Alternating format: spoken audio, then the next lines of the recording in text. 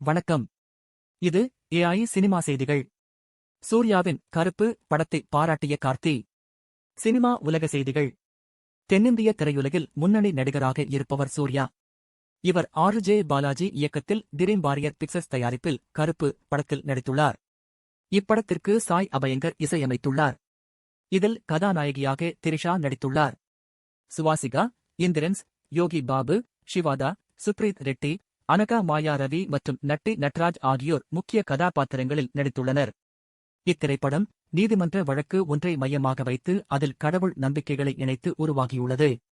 சூர்யாவின் கருப்பு திரைப்படம் தயாரிப்பாளர் மற்றும் விநியோகஸ்தர்களுக்கு இடையேயான நிதி பிரச்சினையால் நேற்று வெளியாகவில்லை.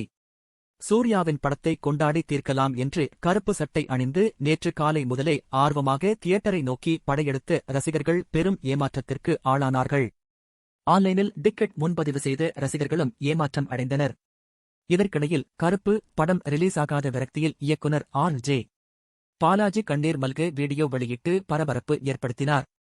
அனைத்து பிரச்சினைகளும் சரி செய்யப்பட்டு கருப்பு திரைப்படம் இன்று வெற்றிகரமாக திரையரங்குகளில் வெளியாகியுள்ளது. சென்னை ரோகிணி தியேட்டரில் காலை 9 மணிக்கு திரையிடப்பட்ட முதல் காட்சியை ரசிகர்களுடன் இணைந்து நடிகை திரிஷா, இயக்குனர் ஆர்.ஜே. பாலாஜி மற்றும் இசையமைப்பாளர் சாய் அபயங்கர் பார்த்து ரசித்தனர்.